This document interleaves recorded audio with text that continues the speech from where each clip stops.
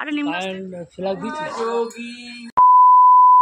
তো চলো আমি রেডি হয়ে গেছি পুজোর লুকে। এই হচ্ছে আমার লুক। আর চলো এবার পুজোতে বসা যাক। আজ আমি উপোস রয়েছি।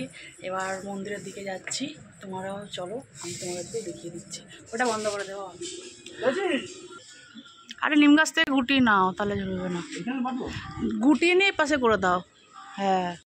আর এদিকে রেডি হতে তো দেখছি তোমাদের দাদা আবার চলে এসে লাইটিংয়ের ব্যবস্থা করছে। তো এই পাশ থেকে একটু লাইটিং একটু কম পড়ছিল বলে ও আবার বাড়ি থেকে আমাদের যে কালী পুজো হয় ওই সেই লাইট নিয়ে এসে লাগিয়ে দিল। তারপর দিলাম ঠাকুর মশাইরা গাছ করে নিয়েছে। আর আমাদেরকে রেডি হতে হতে এদিকে দেখো সবাই মিলে বলা যে প্রসাদ বিতরণ হবে ভোগের, তো ওই ব্যবস্থাই করছে। আর এদিকেও আমিও চলে এসেছি। আমি এসে হচ্ছে বাইরের যে ঠাকুরগুলো আছে না, তোমাদেরকে দেখানো হয়নি, দেখাবো এক সময়। বাইরে যে মনসা ঠাকুর এবং মনসা ঠাকুরের গাছ আছে, যে ফণি মনসা গাছ, আর তোমার শিব বাবা আছে, পীর বাবা আছে, তুলসী মঞ্চ আছে, সেই ঠাকুরগুলোকে আমি আবার খেতে দিয়ে দেবো। এদিকে আমি এই ঠাকুরগুলোর জন্য বাইরে খাওয়া দাওয়ারের ব্যবস্থা করে নিচ্ছি, কারণ ওরা তো বাইরেই প্রতিষ্ঠিত আছে। তাই জন্য মোমবাতিতে প্রথমে তো ভোগ লাগিয়ে দিই, তোমাদের দেখানো হয়নি। আর এদিকে ধূপকাঠি নিয়ে সেই ঠাকুরগুলোকে আমি দেখিয়ে দিচ্ছি। আর ওদিকে ভেতরে ঠাকুরমশাইরা নিজেদের মতন করে সব এগিয়ে দিয়েছি, কেটে কুটে দিয়েছি ফল প্রসাদ, ওরা সেরকমভাবেই গুছিয়ে নিচ্ছে। কারেন্ট ফ্ল্যাগ দিচ্ছিস? ওটা কারেন্ট আছে? কৃষ্ণ বোর্ড আছে না, কারেন্ট দিয়েছে না? এখানে বোর্ডে কারেন্ট আছে? হ্যাঁ, তা লাইটটা জ্বললো কি করে?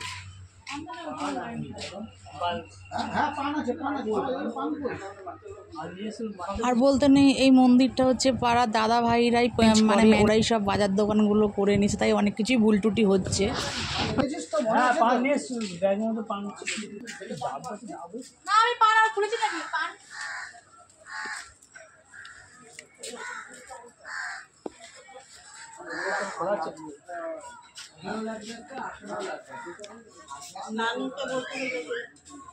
কোথায় ডেকে নিয়ে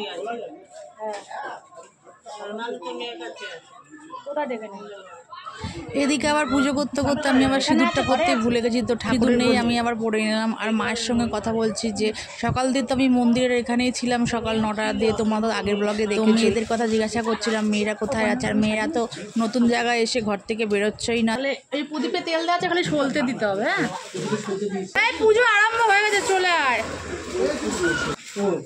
তেল দেওয়া আছে। হ্যাঁ, আমাকে সারাতে হবে না?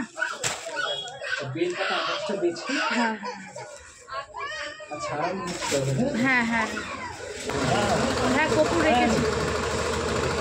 ছোট মেয়ে তো মিশতেই পারছে না, তাই জন্য আমি খুব চিন্তায় রয়েছিলাম। তাই জিজ্ঞাসা করেছিলাম মা ও কি খেয়েছে না স্নান করেছে? তো মা বললো হ্যাঁ সব খেয়ে নিয়েছে, স্নানও করিয়ে দিয়েছি। তাই জন্য মা আবার মন্দিরের সামনে এসে বসে আছে, নাহলে মা তো ঘর থেকে ওদের জন্যই বাইরে বেরোতে পারছিল না। আর বেলা প্রায় 3টে বেজে গেছিলো পুজো হতে হতে।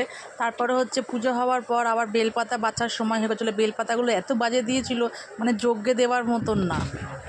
এতে গন্ধপুষ্টে পুষ্পাঞ্জলি ওম দক্ষিণে পার্বতীর প্রিয়পুত্র সিদ্ধিদাতা গাঙ্গলসায় নমঃ। ওম নমো গাঙ্গলসায় নমঃ। গাধার বাগস্তর তরবেন নমঃ লঙ্গমন্দর সুন্দর প্রসাদ নন্দন নন্দন ভকরায় নমো নমো। নমো শিবায় শান্তায় কারণায় কারে কারণায় যাত পাহাড়ায় করতে পরমেশ্বর। নমো সম্মাঙ্গি বাক্য নমো দিব্যচক্ষুতে। নমো পিতা পাস্তায় বজ্রাস্তায় এই নমো নমো শান শিবায় নমো নমো। ওম ভূর্ভুবঃ স্বাহা।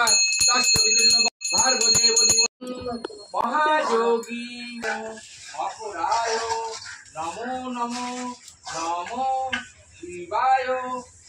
এবার আমরা 2 ভাই বোন মিলে বসে পড়েছি হচ্ছে পুষ্পাঞ্জলি দেওয়ার জন্য। আর এই দাদা আছে না, সারা মাসে তোমার শিবের মন্দিরে ট্যাকেল দিয়েছে। আর তোমার এই আজকে প্রতিষ্ঠা দিবসের দিনেও না সারাদিন উপোস থেকে বাজার দোকান করে মন্দির পরিষ্কার, আগের দিন মন্দির পরিষ্কার, শ্রাবণের সোমবারে কি কি ভোগ হবে এই মন্দিরে সব কিছু ও দায়িত্ব দিয়ে নিজের মতন করেই করে। ওর খুব শিব ভক্তি আছে।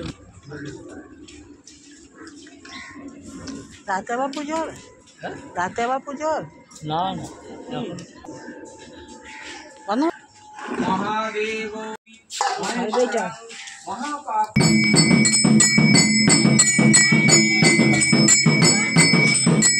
আর ওদিকে বাবাকে স্নান টান করিয়ে ঠাকুরমশাই ভোগ নিবেদন করে এবার যজ্ঞের প্রস্তুতি আরম্ভ করে দিয়েছে। যজ্ঞটা বাইরেই হবে, কারণ ভেতরে জায়গাটা খুব কম, তো তাই। ওম গুরু স্বাহা তৎসবিদুর ওম নমঃ সাহায্যবিল্লপত্রায় নমঃ সাহায্যবিল্লপত্রায় নমঃ ওম নমঃ এতে গন্ধে পুষ্পং নমঃ সাহায্যবিল্লপত্রায় নমঃ এতে গন্ধে পুষ্পাঞ্জলি ওম নমঃ ভূর্ভুবঃ স্বাহা তৎসবিতুর্নবর্ণং ভার্গদেব ধীমহি ধিমহি প্রচোদয়াৎ পুষ্পাঞ্জলি ওম নমঃ এতে গন্ধে পুষ্পাঞ্জলি নবগ্রহ স্বাহা এতে গন্ধে পুষ্পিন্দ্রাদি দশদিক্পালেভ্যো স্বাঞ্জলি ওম নমঃ বৈশ্যানার জাতবেদে বিরাজাহ সর্বকর্মণি সাধু। আর এদিকে যজ্ঞর প্রায় হয়ে এসছে। এদিকে যজ্ঞের তোমার ভোষণ নিয়ে আমাদের কপালে দেওয়া হবে যজ্ঞের টিপ, যেটাকে আমরা বলি। তোমরা কি বলো তোমরা কমেন্ট সেকশনে কমেন্ট করে জানাবে। নম গচ্ছ গচ্ছ সমুদ্র গচ্ছ ওম নম শীতলাং ভব গচ্ছ গচ্ছ সমুদ্র গচ্ছ ওম নম শীতলাং ওম নম গচ্ছ গচ্ছ সমুদ্র গচ্ছ ওম নম শীতলাং ভব। আর এই যে পুজো কমপ্লিট হয়ে গেছে, সব পরিষ্কার।